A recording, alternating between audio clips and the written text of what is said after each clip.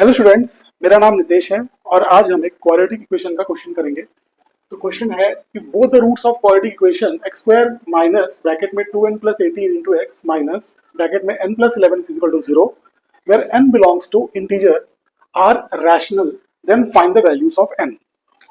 अब देखिए, इसमें सबसे इंपॉर्टेंट बात है कि बोथ द रूट्स इस क्वाड्रेटिक इक्वेशन का रैशनल है और इन्होंने ये क्वाड्रेटिक इक्वेशन दी है। और एक और बात बताइए कि n क्या है, एक इंटीजर है ना।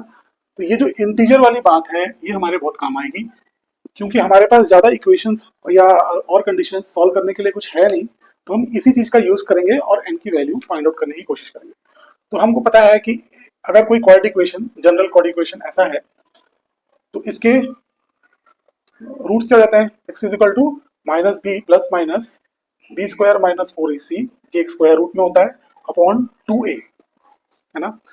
तो अगर इस क्वाड्रेटिक इक्वेशन के दोनों ही रूट्स, मान लो ये अल्फा बीटा है, ये क्या है, अगर रैशनल है तो क्या होना चाहिए रैशनल होने के लिए, ये रूट के अंदर की चीज एक परफेक्ट स्क्वायर हो ताकि ये रूट वाला पार्ट हट जाए, है ना। तो हमको एक रैशनल नंबर मिल जाएगा। उसके हिसाब से अगर हम कुछ भी इसमें और जो भी एल्जेब्रिक फंक्शंस या कैलकुलेशन हम करेंगे तो वो हमको एक रैशनल नंबर ही देगा, है ना। वो क्या आप समझ रहे हैं। तो ये चीज हम यहाँ पे लगा के देखते हैं कि हमको बेसिकली कॉन्सेंट्रेट किस पे करना है, बी स्क्वायर माइनस 4ac पे। तो बी स्क्वायर माइनस 4ac अगर इसके लिए मैं लिखूं तो ये आ जाएगा 2n प्लस 18 का स्क्वायर माइनस 4, ए क्या है यहाँ पे 1 है और सी है minus n plus 11, minus minus यहाँ पे प्लस मैंने कर दिया, ठीक है। तो ये क्या आना चाहिए, मुझे एक परफेक्ट स्क्वायर आना चाहिए, है ना। अब इसको परफेक्ट स्क्वायर बनाना मतलब कि ये क्या हो जाएगा, टी स्क्वायर। मैंने मान लिया कि टी एक इंटीजर है और ये पूरा एक्सप्रेशन जो डी है ये इसका परफेक्ट स्क्वायर है। अब इसको थोड़ा और अगर हम सिंप्लीफाई कर लें तो यहाँ से मैं 2 कॉमन ले लूँ तो ये बन जाएगा n प्लस 9 का स्क्वायर प्लस, और यहाँ से भी मैंने 4 कॉमन ले लिया है तो ये बच जाएगा n प्लस 11, ठीक है, और ये टी स्क्वायर। फाइन। तो देखिए, इसको करने का तरीका 2-3 है, ठीक है, लेकिन मुझे जो लगता है कि सबसे इजी रहेगा आपके लिए वो तरीके मैं बता देता हूँ आपको। तो एक तो आप ये क्या कर सकते हैं कि अगर हम इस चीज का यूज करें कि n एक इंटीजर है ना, तो हम कुछ नंबर डायरेक्टली फाइंड आउट कर सकते हैं यहाँ से। जैसे अगर मैं इसको लिखूं तो ये एक इंटीजर है, n प्लस 9 एक इंटीजर है, तो मान लो मैंने इसको i मान लिया तो ये i स्क्वायर है। मैंने क्या किया, देखिए n प्लस 9 को मैंने एक नया इंटीजर i मान लिया क्योंकि ये इंटीजर ही होगा, प्लस यहाँ पे क्या लिखा हुआ है n प्लस 9 प्लस 2 ना, तो मतलब क्या हो जाएगा i प्लस 2 लिखा हुआ है यहाँ पे, ठीक है। ये क्या होना चाहिए, परफेक्ट स्क्वायर होना चाहिए। अभी देखिए परफेक्ट स्क्वायर तो होना चाहिए, लेकिन यहाँ पे एक चीज ध्यान देंगे आप कि हम स्क्वायर में उसी नंबर के साथ 2 ऐड कर रहे हैं, है ना। तो आप देखेंगे जैसे जैसे हम i का जो वैल्यू है वो बहुत बढ़ाते जाएंगे आगे, तो हमको बहुत कम चांसेस है कि परफेक्ट स्क्वायर मिलेगा, है ना। ये चीज आपको समझना होगा कि इसमें लॉजिक यही है कि अगर आप i को बहुत बड़ा नंबर ले जाएंगे, जैसे 55 मैंने ले लिया, तो उसके अंदर जस्ट 55 ऐड करने से और कोई स्क्वायर रूट नहीं मिल जाएगा, है ना। i यहाँ पे प्लस माइनस कुछ भी इंटीजर है वो। तो मैं देखता हूँ कि कौन से मैं वैल्यूज पुट कर सकता हूँ i के, आप यहाँ से फाइंड आउट कर पाएंगे। तो i अगर मैं मान लो 1 ले लेता हूँ तो यहाँ पे 1 रख के देखते हैं, तो 1 प्लस 3 क्या आ गया, एक 4 आ गया, तो एक तो परफेक्ट स्कोर हो गया। ऐसे i तो इसने सेटिस्फाई कर दिया 1, है ना। ऐसे में i अगर 2 पुट करके देखता हूँ तो 2 देखिए 4 प्लस 4 8 आ गया, तो ये तो नहीं होगा, है ना। 3 पुट करके देखते हैं, तो 3 अगर मैं पुट करूँ 3 3 9 प्लस 3 प्लस 2 5, कितना आ जाएगा 14, तो ये भी परफेक्ट स्क्वायर नहीं है। अब देखिए अगर जैसे जैसे मैं आगे बढ़ते जाऊँ, मैं 4 के लिए भी निकाल लेता हूँ। अब मान लो यहाँ पे मैंने 4 रख दिया तो क्या आ जाएगा, 4 4 16 प्लस 4 प्लस 2 6, ये कितना आ गया 22, तो ये भी नहीं है। अब 5 भी पुट कर लेते हैं हम, 5 5 is 25 plus 5 plus 2 7 is equal to 32, तो ये भी नहीं है ना। ऐसे ही मैं 6 भी पुट कर देता हूँ, तो 3 6 6 36 प्लस 8 कितना आ जाएगा 44, तो नहीं है। अब जैसे कि आप आगे बढ़ते जाएंगे तो बहुत कम चांसेस है कि आपको एक परफेक्ट स्क्वायर मिलेगा। तो हम नेगेटिव में भी ट्राई कर लेते हैं, i is equal to -1 put करते हैं तो क्या आ जाएगा 1 प्लस 1 इज इक्वल टू 2, ये भी नहीं है। -2 पुट करके देखते हैं, तो ये आ जाएगा 4 प्लस 0 इज इक्वल टू 4। तो ये हमारा सेटिस्फाई हुआ। -3 पुट करके देख लेते हैं, -3 पुट किया तो 9 -1 इज इक्वल टू 8, ये भी नहीं है ना। तो यहाँ से हमको खुद ही सोचना होगा कि अगर हम बहुत आगे बड़े नंबर्स डालेंगे तो ये ऑटोमेटिकली नहीं सेटिस्फाई होगा, है ना। बहुत कम चांसेस है कि वो एक परफेक्ट स्क्वायर देगा। तो हमको वैल्यूज यहाँ से क्या क्या मिल गई हैं। एक तो 1, मतलब i इज इक्वल टू 1 मिल गया है, और ये वाला सेटिस्फाई किया, मतलब i इज इक्वल टू अगर हम -2 ले रहे थे तो वो भी आ गया था। तो i इज इक्वल टू एक तो 1 मिला और i इज इक्वल टू -2, है ना। तो n की वैल्यूज फाइंड आउट कर लेते हैं इसके लिए। तो i इज इक्वल टू 1 है, मतलब n क्या है,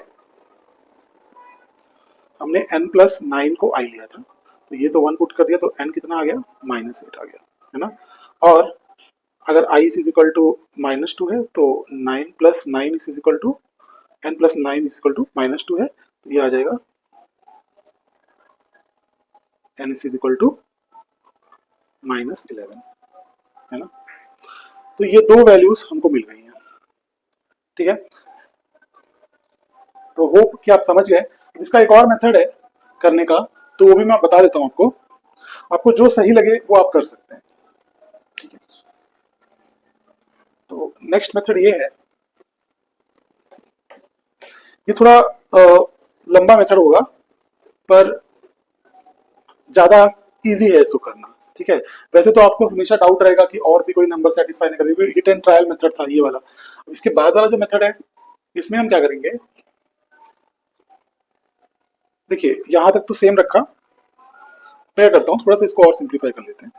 ये और सिंप्लीफाई करने पे क्या आ जाएगा, 4 n स्क्वायर प्लस 9 टू ज़ा 18n प्लस 9 9 ज़ा 81 plus 9 plus 11 is equal to T square, है ना।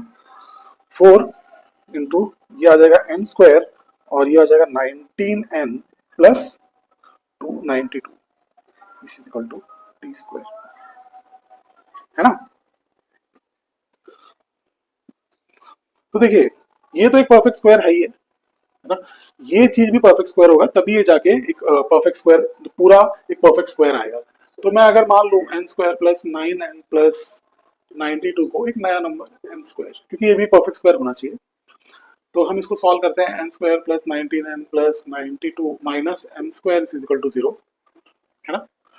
अब देखिए ये खुद में एक क्वाड्रेटिक है, तो n इज इक्वल टू, हम इसके लिए लिख लेते हैं ये वाला फॉर्मूला, तो आ जाएगा -19 प्लस माइनस बी स्क्वायर, मतलब 19 स्क्वायर माइनस 4 a1 है, और c हो जाएगा 92 माइनस m स्क्वायर, है ना, अपॉन 2। अब देखिए ये एक इंटीजर है, वही वाला केस हो गया। ये इंटीजर होने के लिए एटलीस्ट ये पूरा एक क्या होना चाहिए, एक परफेक्ट स्क्वायर होना चाहिए, है ना। अदरवाइज ये इंटीजर आएगा ही नहीं। तो इसके लिए हम क्या करेंगे, ये एक परफेक्ट स्क्वायर होना चाहिए, तो हम ले लेते हैं n square 19 square minus 4 92 minus n square क्या होना चाहिए, एक परफेक्ट स्क्वायर होना चाहिए। मैं मान लेता हूँ इसको क्यू स्क्वायर करके, ठीक है। तो इसको और सॉल्व कर लेते हैं थोड़ा सा। तो ये हो जाएगा 19 स्क्वायर माइनस 4 टू ज़ा 8 9 4 ज़ा 36, तो 368 plus 4m square is equal to Q square 361 होगा। तो ये आ गया मुझे -7 is equal to Q square minus 4m square. मैं इसको थोड़ा और अच्छे से लिख लेता हूँ, 7 is equal to 4m square minus Q square. इसको ऐसे लिख सकते हैं 2m minus Q 2m plus Q is equal to 7। अब देखिए ये भी एक इंटीजर है, ये भी एक इंटीजर है, ये सारे इंटीजर ही है ना। तो मतलब क्या क्या पॉसिबिलिटीज है, या तो ये 7 हो, ये 1 हो, ये 1 हो, या ये 7 हो। और नेक्स्ट क्या हो सकता है, या तो ये 7 हो, ये -7 हो, -1 हो, है ना, या तो ये -1 हो और ये -7 हो। तो सारी पॉसिबिलिटीज हम चेक करेंगे। तो आप जब चेक करेंगे तो आपको m की वैल्यूज मिल जाएंगी, है ना। वो आएगा -2 और 2, सॉल्व करके देख सकते हैं, सारी वैल्यूज पुट करेंगे इसके इक्वेशंस बना के, तो आपको ये वैल्यूज मिल जाएंगी। आप वेरीफाई कर सकते हैं, तो आपको फाइनली जो आंसर मिल जाएगा एन का, वो जो वैल्यूज मिलेंगे आप यहाँ पे रख दीजिएगा, है ना, तो आपको मिल जाएगा वैल्यूज एन का। तो एन आ जाएगा आपको -11 और -8। ये काम आपको खुद ही करना है क्योंकि बहुत सारे क्वेश्चंस बनेंगे, तो मैंने आपको बस एक मेथड बता दिया, दूसरा मेथड जिससे आप ये क्वेश्चन कर सकते हैं। तो थोड़ा सा ट्रिकी क्वेश्चन है और बहुत ही ज्यादा क्रिटिकल थिंकिंग चाहिए आपको, और सबसे बड़ा यूज इसमें जो था वो था कि ये एक इंटीजर है, तो इसी चीज का हम यूज करके चीजों को आगे सॉल्व कर लेते हैं। ठीक है, तो थैंक यू वेरी मच।